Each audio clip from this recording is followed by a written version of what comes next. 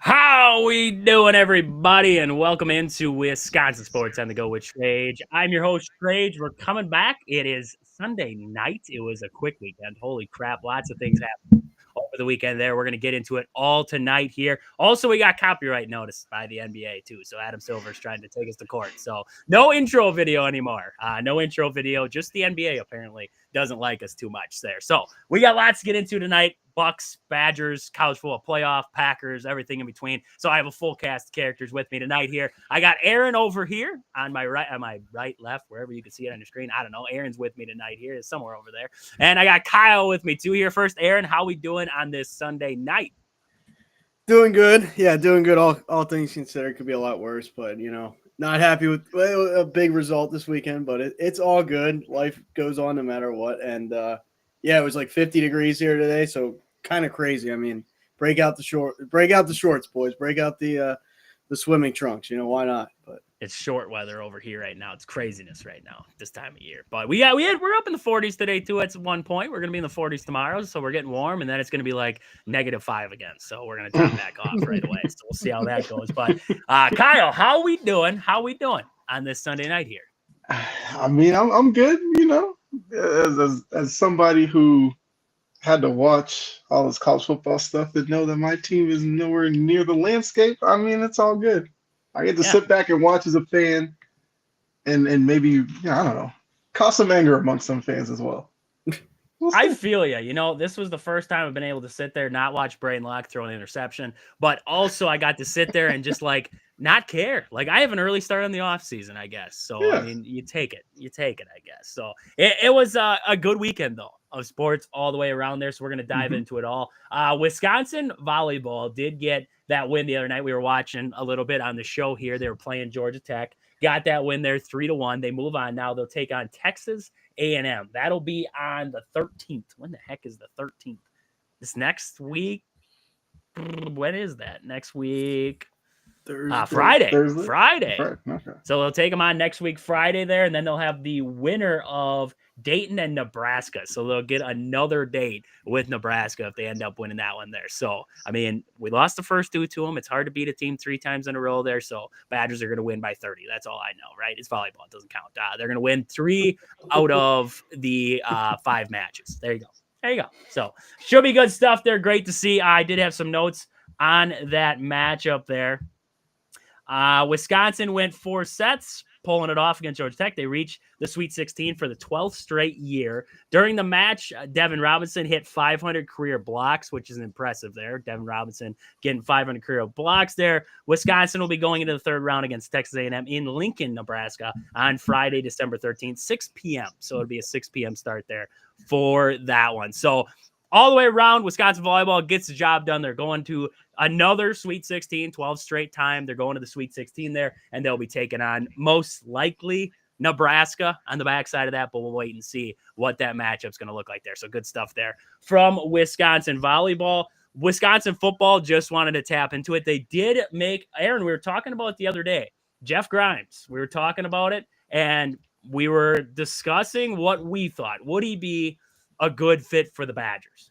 Well, they must have thought so because he is the new offensive coordinator in Madison there.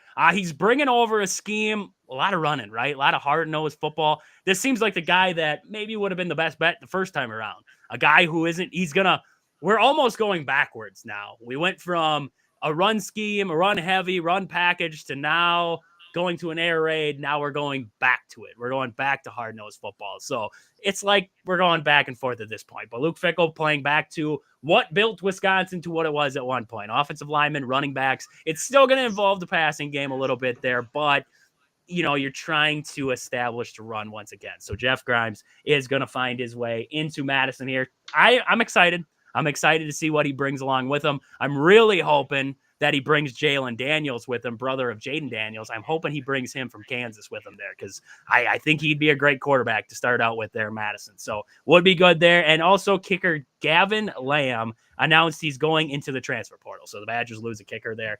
We have sucky kickers anyways. So hopefully we can find another one. I don't know. Hopefully we can find another one in the transfer portal. But transfer portal does open up tomorrow. And we talked about it, Aaron. I thought the Badgers needed to get this done. You got to get an offensive coordinator because how do you talk to transfers and say like, hey guys, you should come to Madison if you don't know what even offensive scheme you're going to have going into the next season? So now you bring in Jeff Grimes, you have a plan at least, and now you can go out and get your guys. Maybe it's guys from Kansas. Maybe they start transferring out. You grab some guys from Kansas where he just was. Those little things where you're able to build your team now knowing who your coordinators are, who your coaches almost are going to be. He's still looking at a quarterback's coach, but you're still looking out there to see what you can find in that landscape of things. So, what do we think? Do we like the hire of Jeff Grimes to the Badgers there? Yeah, we talked about this the other day on all the strengths that Kansas kind of had. Especially in the run game, I think they were like 15th or 16th in the nation, when you all broke it down. And I know, Trajan and I, we talked about how third down efficiency was like crazy, like one of the top teams in the nation as well. So just those two things, you're looking at it from a far lens, but, we even talked about it, when he was at Baylor, how he was, elevating that offense. So, good track record. That's what you want to bring in. You don't want to bring in a guy that has like a shoddy track record and think you can fix him. I think at this point you need to bring in a guy that's established, which he is and had success prior. And like you said, play to kind of how Wisconsin used to play with, heavy run game, big offensive line, just out physical you in the trenches, that type of thing. And this kind of like goes right to that point. And as long as, they get the right guys in the building, you would think, you hit the ground running with this one. Kyle, what do you think? Good hire for the Badgers? I was just looking at like the Kansas Jayhawks, their stats and kind of where they ranked. And like Aaron said, like they were really good running the ball. They averaged 200 yards a game. That was good for like 17th. And also, like Aaron said, like when you think Wisconsin, you think about their running back play from years past. This seems like a guy coming from a system where they really focused on that and maybe Wisconsin can get back to what they were known for all these years ago. So I have no problem with it. Like you got to try something. And it seems like he has a resume that makes a lot of sense to give him the opportunity to fix the offense that at times just wasn't good enough. So from everything that I've seen, with the Kansas stats, like they were third in the country in third down conversion. That's how you create long sustaining drives. That's how you eat clock. Like those are big things that he's now bringing with him. I have no problem with the hire whatsoever. No one, a lot of people say, well, you can't win college football games just running the rock anymore. You can't win college football. And no, you can. You can win college football games running the rock. Like run the rock, but you still have to have somewhat of a pass game, right? And I think that's what Grimes is going to bring in. You're still going to have that ability to run a little bit off of that run game, but you got to be able to establish something up front. And that's where the Badgers have been lacking, is in the front. This offensive line last season, it was subpar. Sometimes it looked good and sometimes it was subpar. The run game, it was iffy. The play calling, I thought was terrible. The passing game, we tried with Braden Locke. I don't think he was the answer. So you never know. Maybe if you put a good quarterback in that system, maybe it looks better, right? Maybe the whole thing looks better. So, we'll see kind of what happens now. We'll see what kind of happens with this. I like to hire. We all like to hire here. So we'll kind of see what happens. Some Badger fans are on this side of the fence about it, and some Badger fans are on the other side of the fence about it there. So, we do have Anthony. Jory's in the comments. Nice to see you there, Jory. Hola to you too. And then Anthony says, okay, it wasn't really a hot take, but if Bill goes to North Carolina, will that have an impact in the transfer portal? So we just came off of snap counts there over on Integrity Sports Network there, Kyle and I. And Anthony told us he had a hot take because we were talking about Bill Belichick potentially going to North Carolina. So will it have an impact on the transfer portal? Sure. Yeah. There's probably some transfers out there who'll say to themselves, well, what if we went to North Carolina and played for Bill Belichick, who was an NFL coach, who won X amount of Super Bowls? What if we went and played for him? So, yeah, I think it would have an impact. on the transfer portal, you would attract guys, at least attention. You would attract attention to North Carolina. Yeah, that's crazy, right? I didn't hear about this. I mean, I heard rumors, long shot, but like if Dable gets fired, which doesn't sound like it's going to be the case, but like he could go to the Giants. But I mean, Belichick in college would be like, I mean, it's like turning over a new leaf, I think, for Belichick. But I'm curious to see how it would go. North Carolina is not a bad program. They're not, one of those programs you look at as like, okay, they're a staple for success. But like you never know. I mean, they've been, didn't Drake May go to North Carolina? Well, Yep. Yeah, Drake May. So it's not like they get nobody out of there, but it's I mean, obviously it's a basketball school through and through, but it's I mean, yeah, you never know. And I mean, I think a lot of kids would sign up to go like on the defensive side of the ball because Belichick can coach a great defense. So like if you learn from him at the college level. I mean, who's to say that, they don't become one of the best defenses in the country? It definitely could happen. Who would it be bigger for? North Carolina or Bill Belichick? Like that hiring, that sign, whatever it is, whatever you want to call it.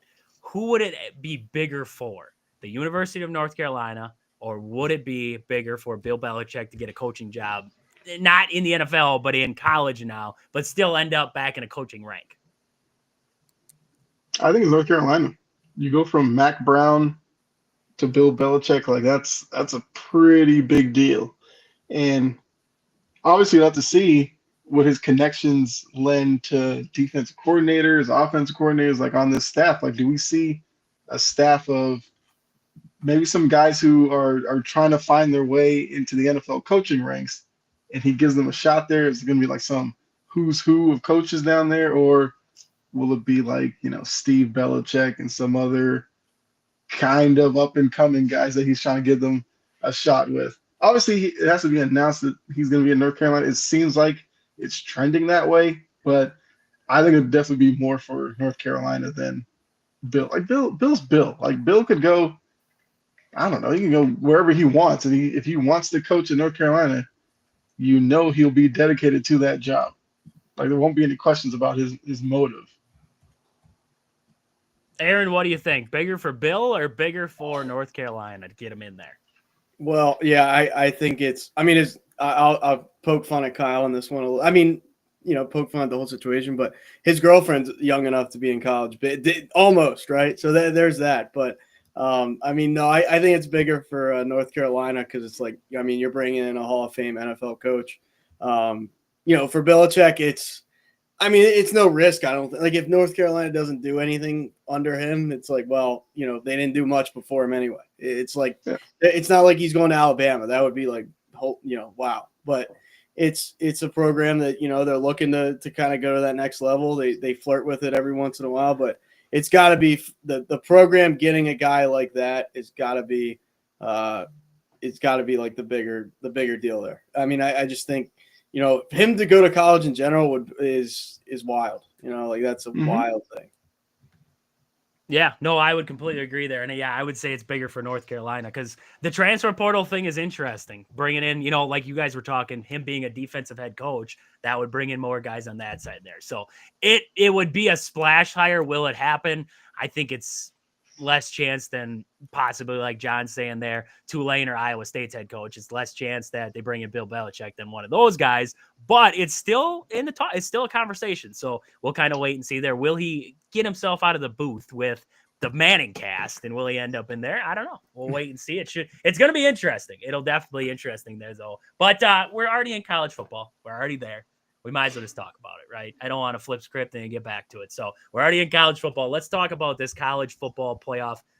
What do you guys want to talk? The championship weekend or let's start with the championship weekend. Let's talk about what led us up to this point here because the playoff is irritating. Well, Jory's in the comments. It'll irritate her a little bit with Bama being left out of there. But let's talk about these games. So Boise State got the big win on Friday, 21-7. Army got a massive win against Tulane. And, it was Aaron and I were talking after that game, and he said, look at the stats from that one. Look at the stats in that game there. So Army won 35-14 was the final score there.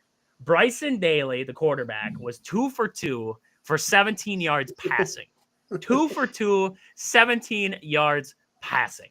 Wow. And then 338 yards on the ground. Like that is utter dominance of rushing football, right? Like that is wow. Like craziness kind of game there. So Army got the win there. It did not help them out at all. I did see a case for them, and I want to talk about that one. Oregon got this was a high scoring, high flying, back and forth dogfight here in the Big Ten championship game. Not a lot of defense to be heard about at times in this one, but Oregon gets the win 45-37. John saying quack, quack in the chat there. So we know John's arrived, and Anthony's big Oregon guy there too. So both them guys are high on that game. Aaron? The Oregon guys coming out of the woodwork, right? You'll see all these people you didn't even ever hear from. Now everybody's an Oregon fan, but just tell them that their basketball court's stupid. Tell them that their basketball court's stupid. All the trees and everything just look stupid on there. I mean, I'm and this is just not even being like coming from a Penn State fan. I'm tired of like the 5,000 uniforms they have. Like I'm good on that. I like the fact that Penn State's blue and white or white and blue. I love that. And then Oregon's the exact opposite of that. It's like throw a neon color to almost blind you while you're watching a game. They can have that. That's good. I mean, they beat us. They beat the brakes off us for the first two quarters, really. So I mean, I'll give it to them. I mean, they outplayed us. I could go on a 3-hour tirade on why this game was horrible in every way, but I mean, they won it. So I'll say that. I'll tip my cap.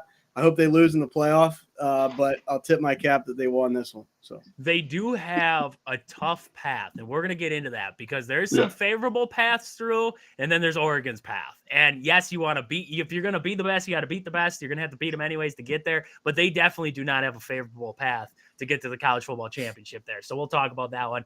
Georgia beats Texas 22-19. This was not the game that I expected it to be honest with you there. And I think the best thing, and it actually sucks to say, the best thing for Georgia was Carson Beck getting hurt. It was the best thing in the world. Because when they brought in that backup quarterback there, I can't remember his name off the top of my head now. Stockton. Gunnar Stockton. Yeah. That offense for that first drive looked fantastic. They were moving the football. They looked like they had just this bolt of energy that he brought onto that team. Carson Beck was not getting the job done. We've seen that all season long. And Jory said it there before. Carson Beck does not like playing football. He looks like a scab. I guess. I don't know. Wow. Like a scab on your arm or something? Like, I don't know. I'm not going to take personal shots at his appearance. I mean, Gunnar Stockton came in there, and did he light the world on fire with his arm? No, but he was running the football. He was doing all those little things, making the good throws in this game, and it led Georgia back into it. They went on that scoring drive right out of the half, and they had this jolt of energy. So it sucks to say, but I think the best thing for Georgia was Carson Beck going down with injury, because then you brought in this guy and he sparked it. He brought the juice back. Before that, they looked done. They looked like they had nothing going in their favor. I mean, it was 6-3. It was 6-3, and Georgia wasn't moving the football at all. It looked terrible. And then all of a sudden, Gunnar Stockton walks in there, and he took a licking in that game. And I can't believe he got back up. That hit that he took on that, he rushed for the first down there, and he just got completely torched. And his helmet came off, and you saw his facial expression. And I was like, he might be knocked out. And he got back up, and then they trot out Carson Beck, which I will say, he could not move his arm.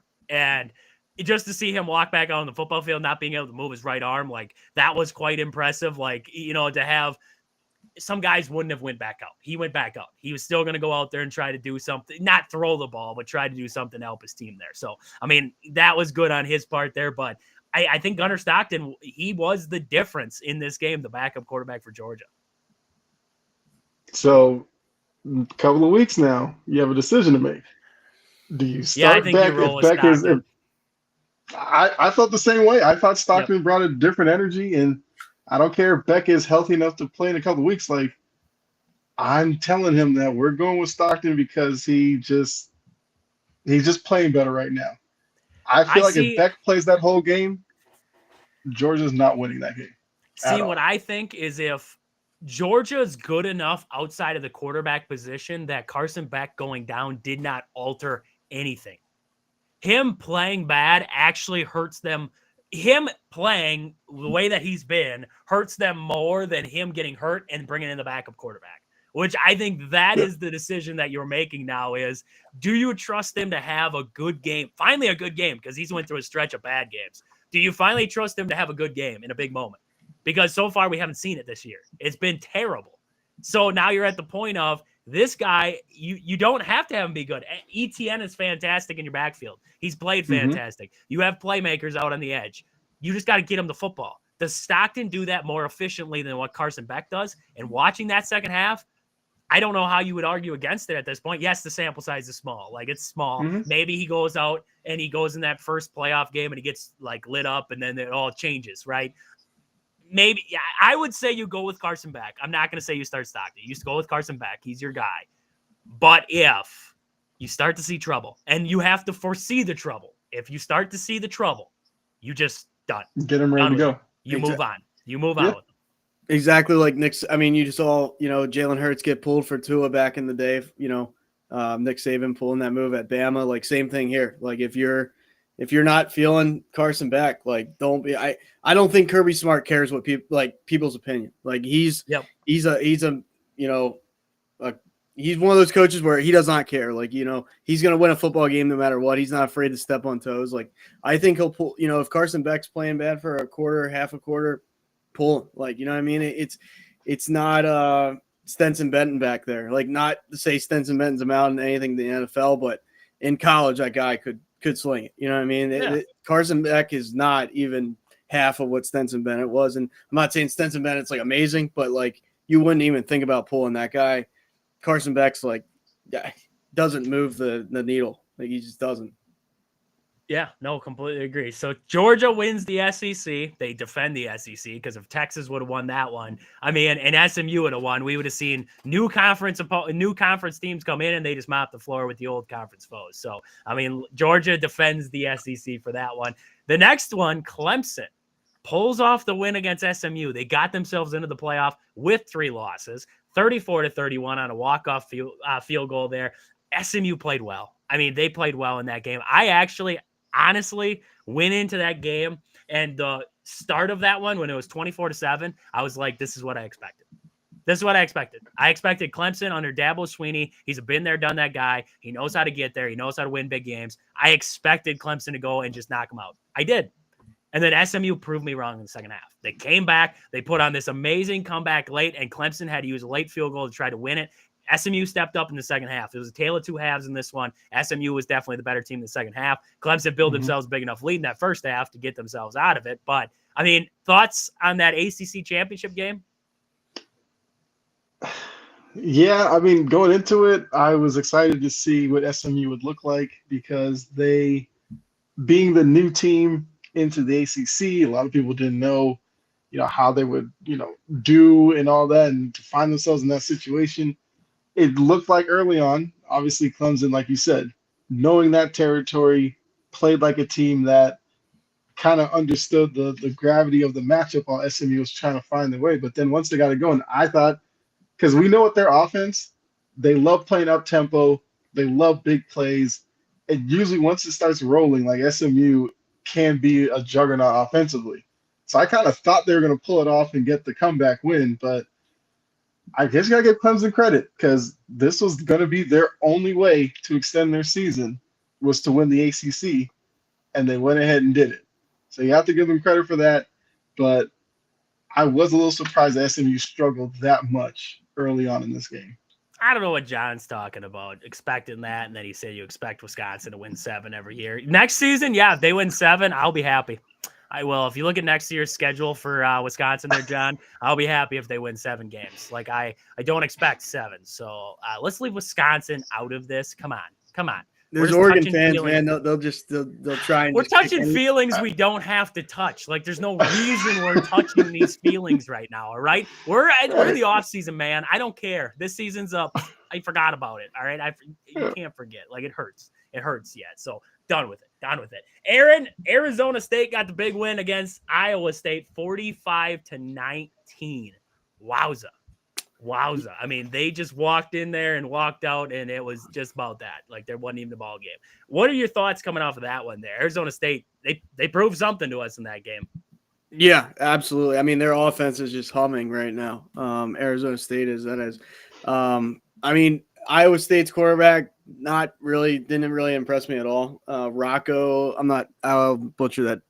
last name, even though it's a short last name. But I just watching him, I thought the moment was too big. He's forcing balls into like double, triple coverage. They didn't run the ball worth a crap really. And then you look at Arizona State running the ball. Arizona State did whatever they wanted to Iowa State. And give them credit where credit's due. They just not even out physical. They were just like more finesse, more like it was just too much for Iowa State. Like they almost didn't look like they belonged in that game. And they had a good regular season, but when it comes down to the championship game here, it was just like wow. Like it looked like a mismatch. I mean, it really did to me. Well, when you run game, you have a guy who carries the ball 16 times for 170 yards and has an average of 10 yards per carry. That'll do it. That'll do it in any defense ever. So Iowa State, we know where the weakness is. It's up in that defensive front there. Can't stop the run. That's what we're seeing out of that one there. So we're going to get to the college football playoff next. I want to hit a commercial break here. We got new ads. My wife, she made up the new ads for the show here. So we're going to hit the ad, and then we're going to come back, and then we're going to get into the college football playoff. So we'll see you on the other side of the first ad break.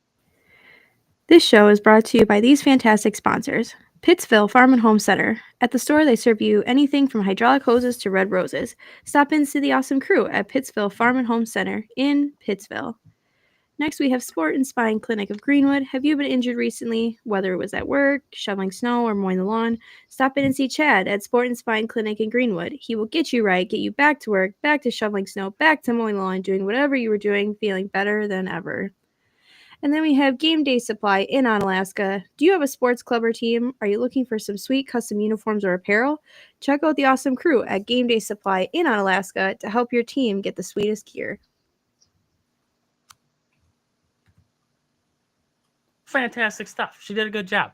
And if you guys out there don't think she did a good job, screw off. I don't care. I thought she did a fantastic job. So there's some of the ads there. We wanted to get some commercials in there because when this flips to a podcast there, I used to run them across the bottom line, but when it flips to a podcast, people can't see the bottom line there. So I wanted to make sure that everybody heard them. Great stuff there. So let's talk about this college football playoff here because this is where Jory's going to get fired up. This is where Aaron might get fired up here. I don't know. We'll see what he thinks. Actually, Aaron, I'm going to be honest with you. I'm going to be completely, utterly honest with you before I even reveal, or not reveal because everybody already knows, but name these teams off and we'll talk about it. Penn State got a perfect path to get to the Final Four. They got a perfect path. It's set up in front of them. So I want to talk about it now. Let's see. Tennessee got the 9. Ohio State got the 8. Okay, so that lines up our top left of that bracket there. We see Oregon in the 1 spot. The winner of Tennessee, Ohio State would have Oregon. Clemson gets the 12. It looks like Texas got that 5 seed. We're going to see the winner of that take on Arizona State, who got the 4 seed in there. Georgia gets the 2 seed. The winner of Notre Dame, who got the 7, and Indiana, who got the 10, will face off with Georgia in that second round. And then SMU got the 11. Penn State got the 6. The winner of that plays Boise State, who got the 3 seed. Now, why I said, Aaron, you got a great path is because I think Penn State's better than SMU. SMU is going to give you trouble, but I think they're better than SMU. I think Penn State's better than Boise State. They got a perfect path to get themselves to the Final Four. Tennessee, Ohio State, Oregon got screwed as the 1 seed because you have to play the winner of Tennessee and Ohio State in the second game. And if you face Ohio State again, we know Ohio State lost to Michigan, so yes, check the boxes across. But Ohio State's had a ton of rest, and they're going to come out hungry for a ball game there against Oregon. That could be a tough game for Oregon there. Texas, Clemson, winner gets Arizona State. I like the odds of Texas probably going through there, and then Indiana and Notre Dame. Georgia gets the winner of Indiana and Notre Dame. I mean, Georgia is going to have a pretty easy path. That right side of that bracket is honestly, to me, the easiest path to get through. The left side over there with Tennessee and Ohio State, I don't know. Like, that's a tough 8-9 team to play if you're Oregon coming out of that first round. I did see Joel Klatt said that they should he said something. I was going to see if I could find it. Joel Klatt said, what a horrendous job this committee did. The team that was penalized the most was Oregon, and the team that was rewarded most was Penn State. I guess the Ducks should have laid down in the 4th. Just atrocious. He said the obvious fix to this format, reseed after the first round to reward the best regular season. First off, Joe Klatt, shut up. Just done with that. reseed it? You want to reseed just because Oregon's the number 1 seed? I don't know if anybody's ever seen basically any bracket ever, but it's usually how they kind of square off there is your 7 and 10 ends up playing the 2 seed. Would you want, okay, so let's just say, how would you even move the bracket? Would you move the bracket for the winner of Texas and Clemson to go face Oregon then? What do you want? The NFL reseeds them. The NFL Where does reseed. The higher seed will get the lower remaining seed from wild card weekend. So I guess that's where Joel Klatt's going with this. So it can be done. I don't like it.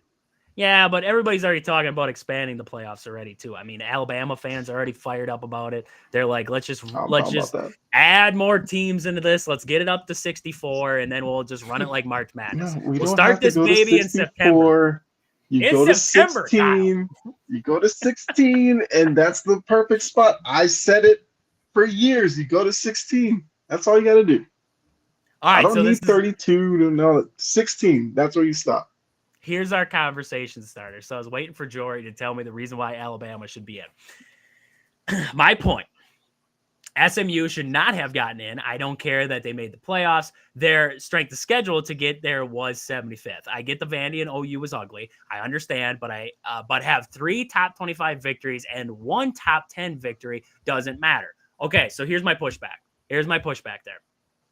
So, do we want all these teams to run to the SEC? Do we want the ACC to just disband? Is that what we want? Do we want the ACC to just disband here? Do we want the Big 12 to just disband? Because if we're going to chase strength of schedule, who's going to stay in the ACC if there's no logical path? If they end up like SMU with 2 losses, 1 loss in the regular season, right? But 2 losses overall because of the conference championship. Do we want to penalize them because they play in the ACC? This is what it always comes back to. Are we going to continuously penalize teams just because they play in the conference they do? And yes, that hurts. The strength of schedule, I get the strength of schedule. I really do. I understand it. But at what point? Okay, so then we would say that most teams in the SEC have a better strength of schedule than what ACC schools do, right? They do. Most teams in the Big Ten would probably have better strength of schedules outside of Indiana. Everybody's pissed off about Indiana too. Indiana's got 1 loss. They beat the teams in front of them. So you're asking these schools then to say, okay, let's just say you're SMU. Next season, you have to go in and not next season because the schedule's already out, but you would have to call up, let's just say they call up Alabama, they call up Georgia, and they call up, all these other big schools. And they're like, hey, we got to schedule you guys for non-conference, right? We got to schedule you guys for non-conference because otherwise our strength of schedule won't get us into the college football playoff. And then they get dump trucked in those 3 games. And now it doesn't matter what they do in conference play because they lost those 3 games, right? You're asking these teams to play gauntlets of schedules just to get their way in because of the conference they play in. I don't see a solution. I don't see a solution to the problem just because if you're going to play like that, then, okay, do we make 2 just big power conferences? Like, is that what we want to do? Like a West and an East, and we just put all the teams in there and you guys just play all of each other? Like, I don't get what you want to do because otherwise you're asking teams to leave their conferences like Texas, like Oklahoma, like all these Pac-12 teams who all had to leave the Pac and jump over to the Big Ten and jump over to the ACC. They had to join them because their conference wasn't getting recognition for what they were doing inside of their conference. Oregon just went and they won the Big Ten, or the Big Ten, right? And we see a team like who came into the Big 12 there. Or not Big 12, but the SEC. Texas goes to the SEC, and in their first season in the SEC, they're the number 1 team through the entire thing, and then they end up in the conference championship game against Georgia, and they lose that game, but they still end up getting to that point. SMU, first season, getting into the ACC, they go to the conference championship. Like, we want to penalize all these conferences, but how do you do that? How do you ask these teams to play tougher schedules in their conference without asking them to leave, to ask them to go to another conference? Here's the problem, though. The committee set this in motion long before this season. When all of the movement and everything happened, it was for strength of schedule reasons. So it's almost like they want, strength of schedule to not matter, but they showed from previous seasons that strength of schedule mattered because how many years was it the Big 12 couldn't get in because people trashed the conference? The Pac-12 could never get in because the committee never gave them any reason to, care. Yep. So they're the ones who forced the system on us, and now they're trying to rectify it by acting like strength schedule doesn't matter anymore. Everybody who watches college football knows the SEC, Big Ten, they get weighted differently than everybody else. I think for the most part, like we come to understand that, we get that. But you can't now act like that's not how the system's been. That's how it's always been. If they had this system in place 10, 15 years ago, we wouldn't see the Pac-12 dissolve. We wouldn't see the ACC on life alert, and we wouldn't see the Big 12 scrambling to keep up with the Big 10 in the SEC. Yep. The committee did this to themselves, and they now have to figure out a way out of it, because I get, where, teams like, Ole Miss or Miami or some of those teams, like they're crying about it, and you're just like, whatever. But the committee put Bama in a position that they were the first team out, which meant that they were letting everybody know that if somebody slips up above them that's not way above them, expect to see Bama get in. So when we were watching Clemson and SMU, you looked at that game and you were like, Clemson's out of it, right? Clemson loses, who cares? SMU wins, things kind of stay the same. But the minute SMU lost and they were like 8th or 9th ranked, everyone in the back of their mind were like, y'all kept Alabama at 11 and 12 for a reason. So then they did that. And then when it came down to doing what everybody assumed was going to kick SMU out, because the ACC for a lot of this looked like they were going to get their conference champion in, and that was it. Then why'd you reverse course and then keep SMU, leave Bama out? And the biggest thing is these committee members, when you ask them about it, they don't do a great job explaining it. So it just feeds into why people are so upset. And it's to the point where I think some people are done with this committee. They feel like the committee is like counterproductive to the system. And I've seen where people are like, what if you keep the expanded playoff and you go back to computers? Now, the only problem was when you had the computers before, nobody knew what the computers were computing. But at least you knew the computer, they put in some numbers and it came up with a listing. If they went back to that and they had some transparency and told schools we're focusing on strength of schedule and all this, then they can know how to schedule their season. That's another problem college football has. Not every schedule is created equal because there's no governing body. So you're out there just scheduling whoever you want. And that's where previous seasons, SEC teams can schedule a directional school the week before conference championship and take advantage of that, while other conferences don't have that flexibility. So the committee created this. Now it's a bit of a mess, and they're trying to act like they didn't create the mess when they are the ones who created this, and now they have to fix it in a way that gives these schools a way of understanding what's their best way of making this playoff now. And what are you committee members actually looking for from us? That's their problem. I agree. I have never liked the committee at all, over the years. But what my point is, what I'm trying to, the whole point is that how do you ask, okay, look at Indiana this season, right? They got the easier side of the Big Ten. You can't help that. The Big Ten's going to schedule you. You don't get to pick who you play. But if we get to pick and Wisconsin pick their next season schedule for the Big Ten, I'm going to go down there and kick Luke Fickell myself, because we're coming off a crappy year and you pick those teams to play next season. You should be off as a coach anyways. So it's tough to pick the conference games first off. So how do you penalize Indiana for the conference games? Because their one good one was Ohio State. Outside of that, they played the rest of the bottom barrel of the Big Ten.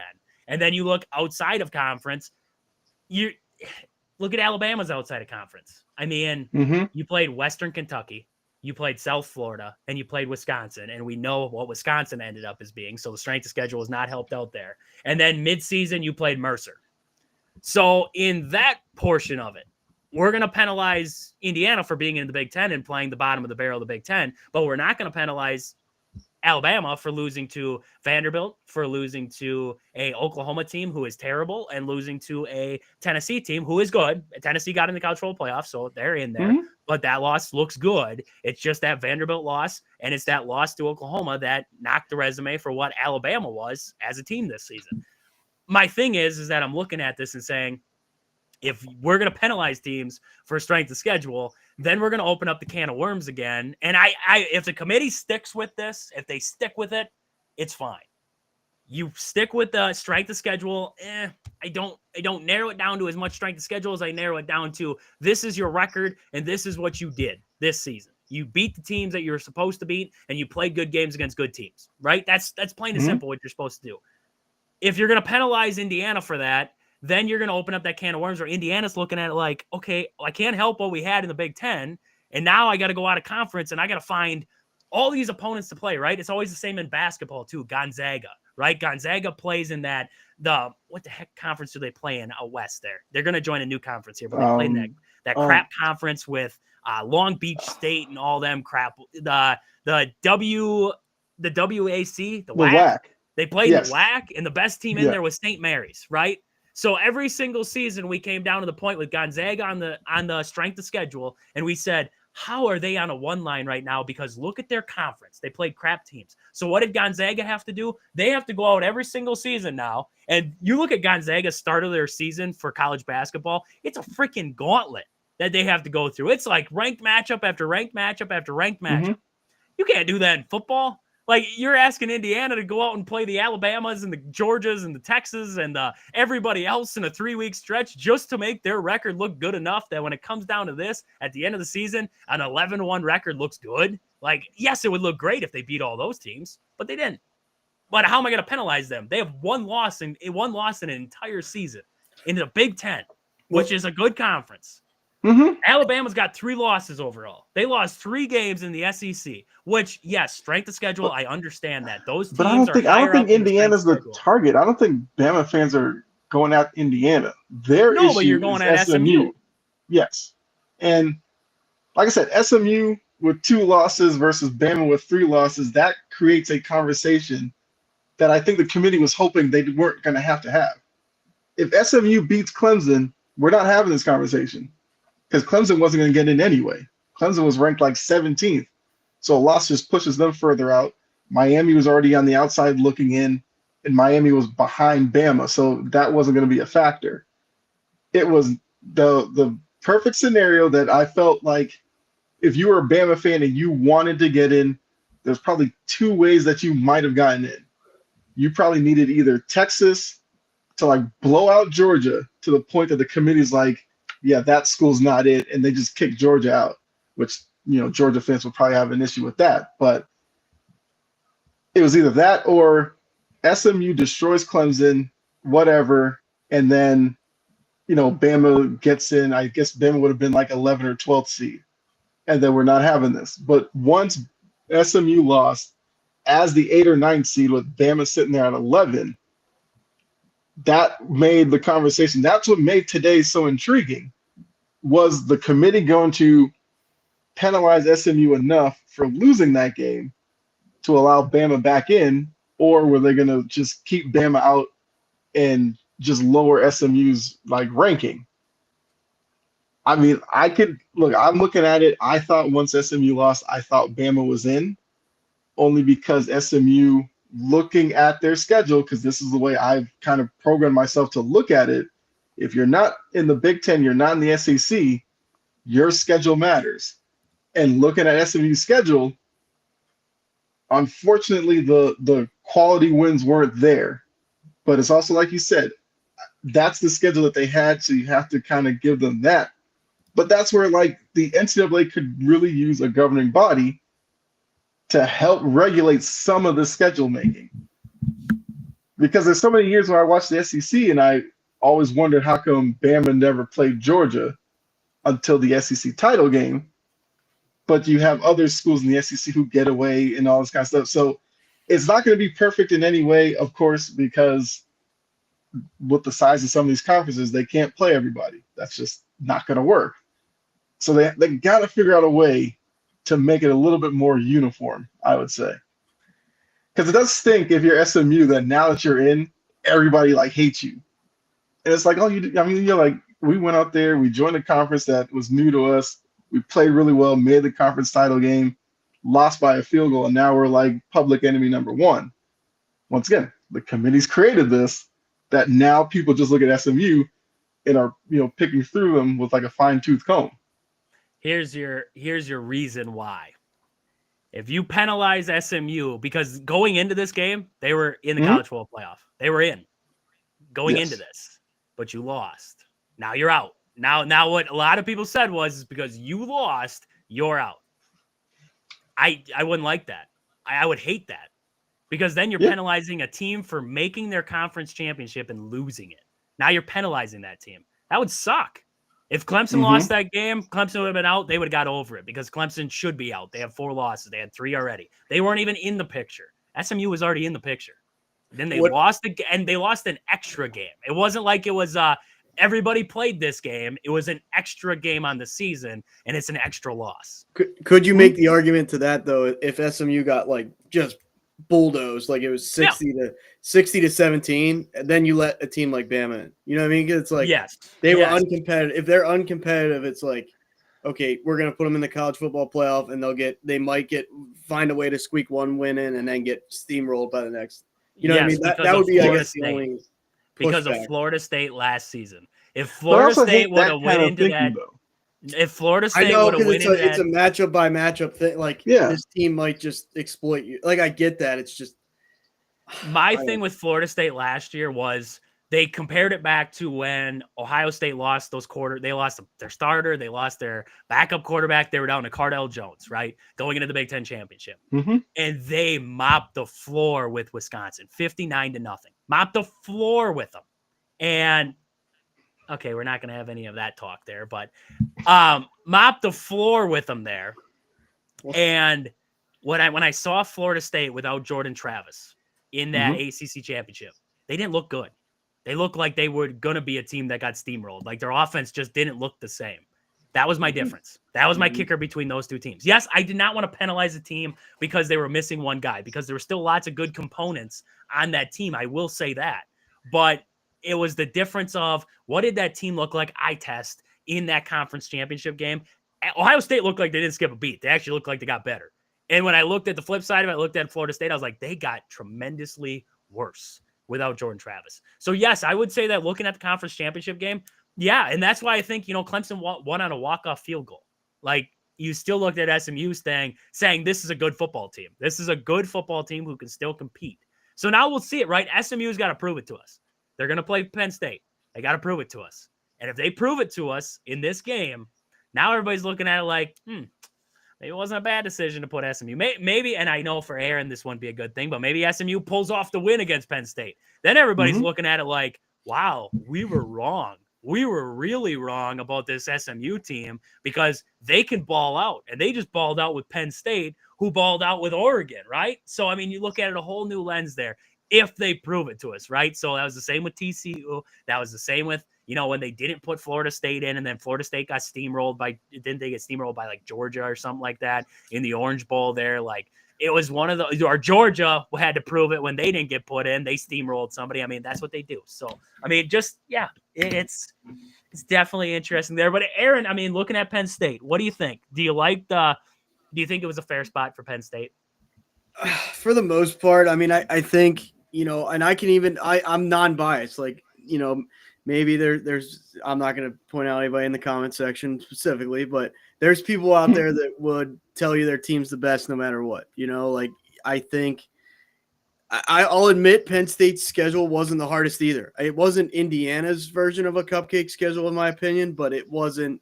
I mean, there were harder teams. There were harder schedules in the Big Ten for other teams. I'll put it that way. So, I mean, you put them. Let's just see who they're under Boise State. That I know Boise State ran their conference, but that's like, I don't know. That one's tough. Like that. Are you comparing apples to apples there, or apples to wrenches? Like, because you're not in a major conference. That's where I go back and forth with that, but whatever. Boise State did, like the argument we just all made. They played, who they can play, and they dominated who they can dominate. You know what I mean? Like they just controlled their own destiny. They took care of business. So them being ranked underneath the Boise State team with no losses, I don't think. Yeah, I mean that makes sense. You look at being sixth, Texas above them. Yeah, I mean I give them that. Texas obviously they dropped the conference game, but they're in the SEC. It was good. It was a close game. You know what I mean? So makes sense. I mean, it's weird. I think there is a case to be made. Maybe Ohio State could be, which might be sacrilegious for me to say this, but could they be ranked above Penn State? I think there's a case to be made there just because they pretty much played the same exact game against Oregon. Maybe the points was a little bit less. I think it was a 3-point game. They lost. Penn State lost a 7-point game or 8 or whatever, but they ran them to the wire. Penn State ran them to the wire. Same type of concept. That Michigan loss, I think they look at that like, wow, you shouldn't have lost that game. So there's that. So obviously Penn State's above Ohio State, but I mean, Arizona State, yeah, I guess. They took care of business in their conference game and they won big. So I'll give them that too. So I'm okay with it. There's a lot. I mean, you can make so many arguments for so many teams to be ranked this spot or that spot, but overall, I think, it's okay. It's fine, Mm-hmm. Yeah, no, I would agree. Like I said before, I think they got a good spot there. I think they got a good spot there in the playoff race there. So should be some good ones across the board there. It's an adjustment period, right? This is different. I wasn't really expecting this kind of thing. John did say explain North Dakota, or not North Dakota, Notre Dame. Explain Notre Dame. I said North Dakota. Same initials. Yeah. Same initials there. Explain Notre Dame. I can't. Non-conference team. The only thing I could say for Notre Dame is their historic program. There you go. That's it. Yeah.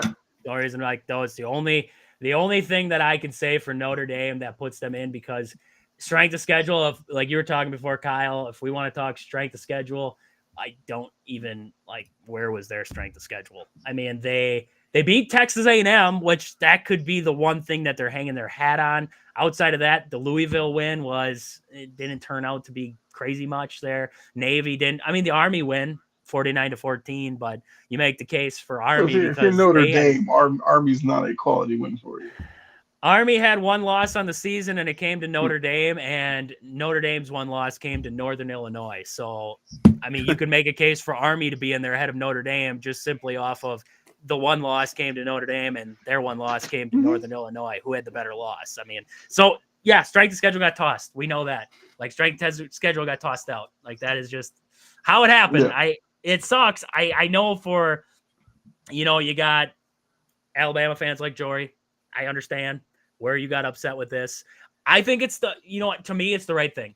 It is. If they're going to stick to this motto, I think it's the right thing. Because you don't penalize teams for playing in the conference that they're in. You let the record show the proof, right? And I think that's what you have to do.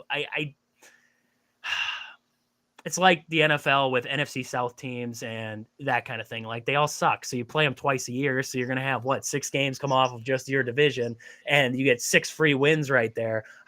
You're not penalizing that team for getting into the playoffs there. So I don't know. I don't know. It's not a perfect system. I don't think it's ever going to be perfect. Somebody's always going to be upset. We got to the 12. We were in the 14 playoff. FSU fans were upset.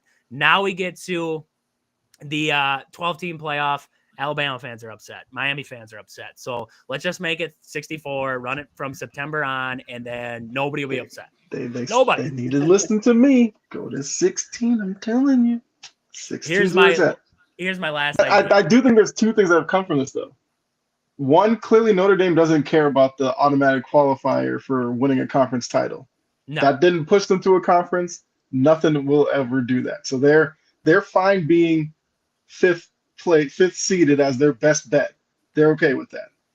And I think the second thing is, do some of these bigger schools now change the way that they do their scheduling?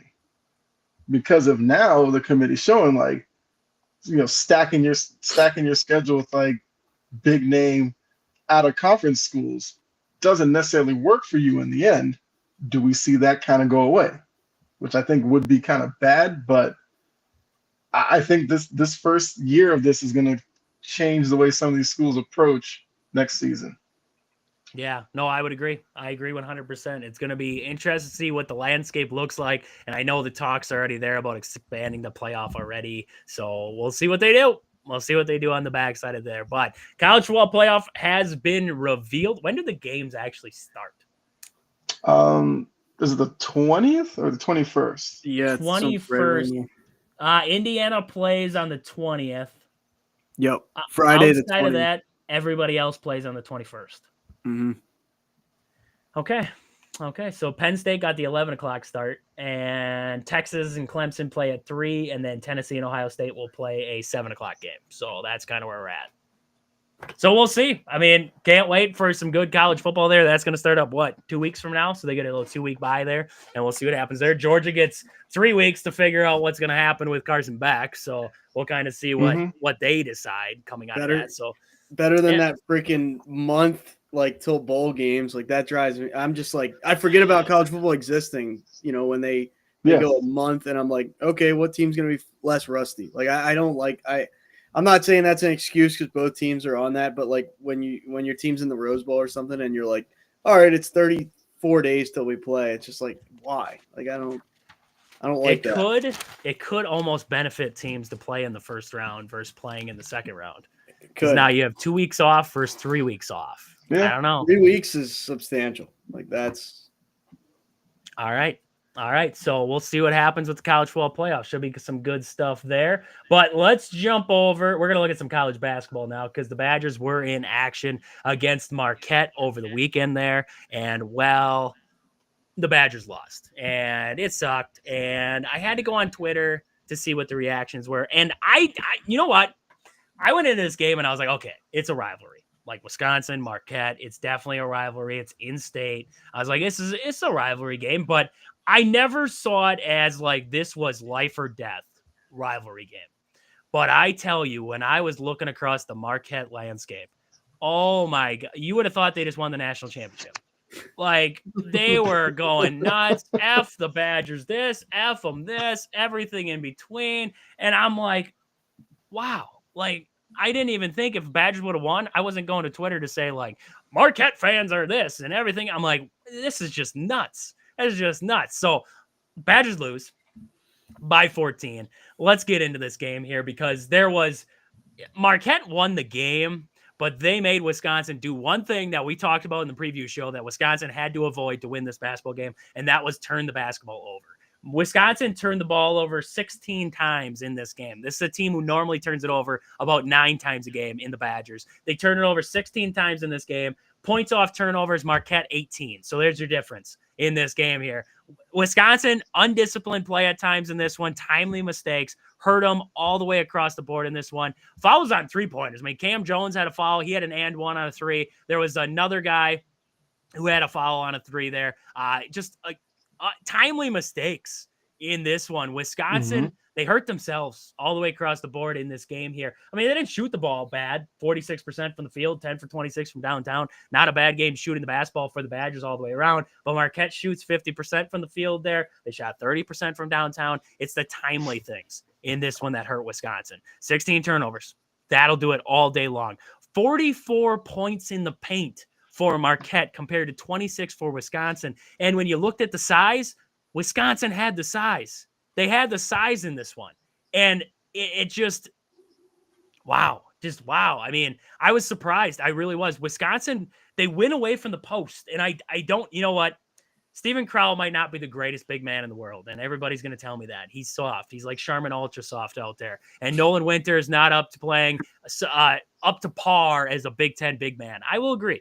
But you can't go away from the post. You can't. You have to at least establish something on the inside, whether it's just getting Steven Crowell the basketball to kick it back out. You got to have those little things throughout a basketball game to get the ball moving. And Wisconsin just went away from it. They just went away from the post. Not a lot of post touches there for a while. And this game just got out of hand. In this one, and it hurt. It hurt to watch, man. Wow. So, I mean, you guys, what some of your thoughts looking at the stats, some of your thoughts coming off of this game here? I mean, if you're looking at a score like 88-74, but you look at the stats shooting wise and everything looks pretty similar. In a game like that, that's where turnovers are kind of magnified even more. Like 16-5, like that's how you lose a game like this by double digits. And also, I'm kind of surprised you didn't think the Marquette Wisconsin thing was like a little like a legit rivalry. Isn't it the same state? Like that's gonna bring that hatred from one side. I mean, I know different conferences, but It doesn't bring the hatred from Wisconsin. Like it doesn't. that's I all right. don't That's have. because you're I the don't that's like because you're in the Marquette. bigger whatever. You're in the bigger conference. It's different for you, but for Marquette, like this is This is it. Their little Like, this brother. is Yeah, all. their little brother. yeah. Like Conference wise. Like, I guess yeah, like 100%. I did not realize, like, I knew it was a rivalry. Don't get me wrong, knew it was a rivalry. I knew, the fans would be a little amped up coming to this one, but this was just different. Like they were just Mhm. going ballistic on there, and they were shooting out F bombs, F Wisconsin, Tanjay this, everybody this. I'm like, wow, just wow. I mean, they're also a top 5 team, so they got a little. They definitely have a lot of confidence, going into all of this. Oh Um, yeah, so I feel like that's probably going to be expected.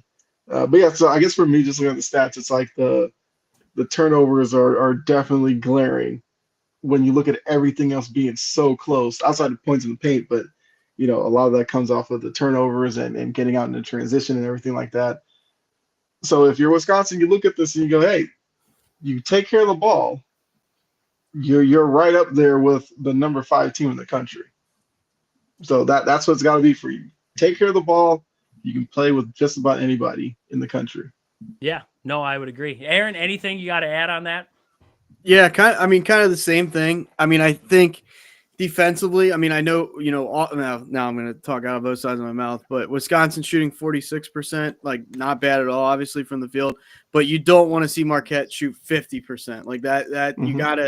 you got to D up them better than that. You know what I mean? So in addition to what Kyle said, the turnover battle just being so lopsided, unfortunately there for Wisconsin, like you want to, at least have that closer if you're going to commit turnovers, you want to force them into turnovers or just cut down in turnovers in general. But yeah, I mean, just like Kyle said, also, the rebounding battle, neither of these teams rebound well. And then, we saw that here. It was like, it was pretty much down the middle. So, we're in an area where maybe you wanted Wisconsin to kind of be better because you're going against a team that can't rebound, in the same light. Okay, let's try and dominate the glass. Instead of like, Michigan, where they're more likely than not going to dominate the glass. So, I mean, just some things, you got to look at, get better at. But, yeah, unfortunately, it was just, I mean, maybe a loss like that, pisses you off more. You know what I mean? If it was down to the wire, maybe you're kind of full of yourself. Like, we were right there. Maybe, that kind of a blowout feeling towards the end there. It's like, you know what? Let's get back on track. Let's get everybody, let's circle the wagons and try and figure this thing out. Yeah, no, I would agree 100%. It was one of those games, right? You went on your cold spell in the second half. You were falling apart. And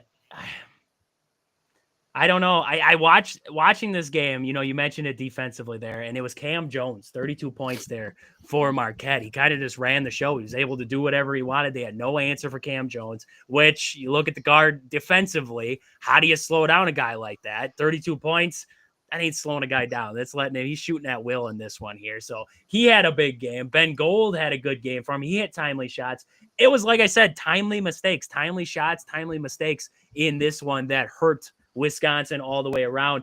You look at the free throw, I mean, 16 for 18 for the Badgers there. And I saw a post, Marquette fans, they're like, oh, when Wisconsin can't shoot free throws, they can't win basketball games. Like, no. And I'm like, you guys shot 21 free throws in this game. You shot more free throws than what Wisconsin did in this one. And then this other guy here, he comes on and he goes, I saw a tweet, and it's from a Marquette guy. He goes, guard at the under 8 media timeout. So as Fox always flashes to the coaches and they'll listen to what they're saying in the huddle. And he said, we gotta get fouls and get to the free throw line. And then he said, the Badgers rely on the Zebras. This is why Badger basketball sucks. Down by 12. So he says, this is why Badger basketball sucks. The Badgers were down by 12 at the under 8 media timeout. Why would you not try to draw fouls to score with the clock stopped? Mm-hmm. Just a crazy thought. I don't know if this guy, Marquette, I don't know if they all they have is basketball, so I don't know why he doesn't understand basketball. It should be all you're watching if you cheer for Marquette. But why would you? I don't even understand that. That was the stupidest tweet I've ever seen. I didn't even comment because I was like, this guy is just hurting my head right now. It's just the dumbest thing I've seen. You're down by 12. Why would you not tell your guys, hey, if you can get to the lane, if you can get down the lane and draw a foul, get to the free throw line. Like, that's what you got to do. So just Marquette fans just drive me absolutely. But all in all, Badgers dropped this one. John Tonje got into foul trouble in this one, was kind of it. Got into foul trouble. They had to pull him out. Sat on the bench for a little while there. Wasn't working out too well in this one for him. Wasn't able to get to the line, which, that's what Marquette fans will tell you too. John Tonje wasn't able to get to free throw line, so he wasn't effective. John Tonje still a good basketball player. I don't know who else needs to hear this, but he's still a good basketball player. So he gets 14 in this one. Klesmit, you got to take some good from this game, right? Klesmit got on the right track. We talked about him leading up in this one. He had to get going. He had 22 points in this one. He was 6 for 11 from downtown. He found his stroke from the perimeter. So that was good signs there. Blackwell gives you 17. But the problem right here, we talked about Steven Crowell down in the paint. He had to give you something. He had to get something going. 2 points. He had 2 points. Your 7-footer goes for 2 points in this game here. Pretty much a non-factor. Outside of rebounding, he had 11 rebounds for you. Outside of that, 2 points in this one. That tells you either A, he wasn't getting the basketball enough, or B, he wasn't trying to or even looking to score. Combination of both. You got to get this guy the basketball down in the paint, and he's got to look to score down there, because if you cannot establish any kind of big man play heading into the Big Ten, you're screwed. Like, you're just done. If you're going to rely on perimeter shooting and just running around on the outside, and that's what's going to carry you this season, you're not going to get very far. You got to play complementary basketball, working it in, working it out. That's what they're missing right now. Steven Crowell's got to play better. They have a game coming up next against Illinois, and I absolutely hate Illinois. I hate Brad Underwood. I hate Illinois. I love seeing him freak out, though. I love seeing him freak out. It's always a good time. But you got to get this bounce back, because you've dropped 2 in a row now. You lost to Michigan. You lost to Marquette. You're now going to go face Illinois. Then you're going to play Butler. And then you're going to have Detroit Mercy. And then you're going to get into conference play for the rest of the season. You have to have this game against Illinois. You have to have a bounce back here. We talked about the road games. This was your first true road game. You got kind of mopped by Marquette there. They got ahead. You weren't able to find your way back into it. Another road game there in Champaign against Illinois on Tuesday. It's a quick turnaround, but you got to find a way in this one.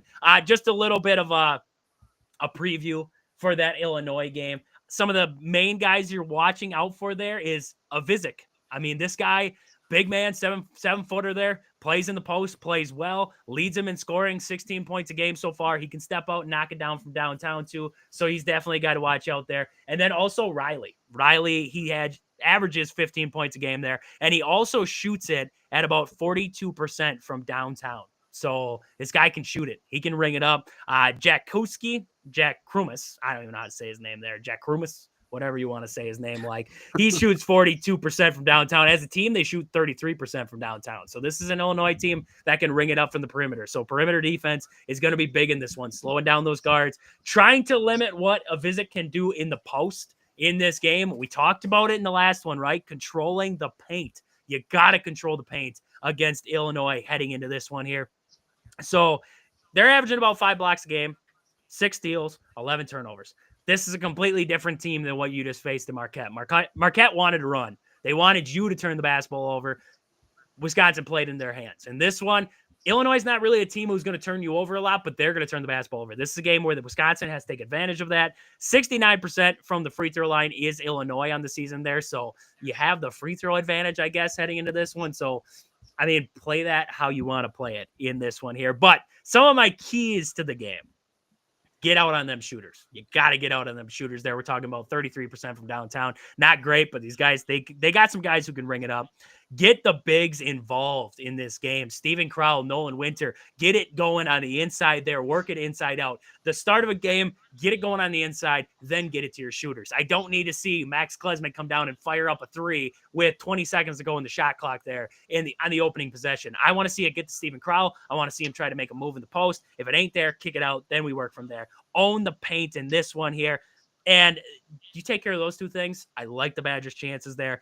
Got to limit the second chance points in this one here. Marquette was able to get some offensive rebounds. Offensive rebounds will be big in this one. Got to control the second chance points in this one here. Take care of the basketball. You're coming off a game where you just turned the ball over 16 times. You got to take care of the basketball better in this one here to get a win at Illinois. Force some turnovers if you're the Badgers. On the flip side of that, force some turnovers. This is a team in Illinois that turns it over about 11 times a game. Get them there. Get them to that 11, push them over that 11. Those are some big things there. And defensively, you got to find some ways to get some stops. You look at that Marquette game, you found your way back to 10 multiple times in that one. You just couldn't get the key stop. You got to get some stops in this game against Illinois because this is going to be a game of runs. Just like Marquette, it was a game of runs. Badgers went up by 5, Marquette would close the gap. Marquette would go up, Badgers would close the gap a little bit. And then all of a sudden, boom, it just springboarded and Marquette was up by 14. And from there, it was over. I mean, you got to find ways in this one. Weather off the storm. You're playing on the road. Weather it. Defense travels. Offense doesn't always travel. You got to control the intangibles in this game. Rebound, get to the free throw line, do the little things right in this one, and you should be fine. So I like the Badgers in Champaign here, but it's going to be tough. Right now, I mean, they're favoring Illinois by a boatload heading into this one. I don't know if Wisconsin will be ranked as of tomorrow. They got 2 losses. I don't know what they're going to put them as of tomorrow there, but it's going to be a big one. So we'll see what happens there on Tuesday there in Champaign. Badgers, Illinois on Peacock. Of course, it's on Peacock. 8 o'clock start for that one there. So should be a good one. Should be a good one all the way around. But before we move on, we're going to get some NFL talk. We're going to get some other stuff today here. But before we get there, I want to play the second part of our ads for the day here. So we'll be back on the other side of this ad break. This show is brought to you by these fantastic sponsors. Marshfield Motor Speedway, located 3 miles outside of Marshfield on County Road H. Tons of family fun for all ages. Great food, great drinks, great racing. I cannot think of a better way to spend a summer day or night than down at the track. Next is Sports Scene in Marshfield, Wisconsin, located at the Marshfield Mall. Get down there and see Al. He has everything you need from sports cards, memorabilia, jerseys, model stock cars. He's got it all. Sports Scene in Marshfield. And then we have Peggy Sue Beslick, Century 21.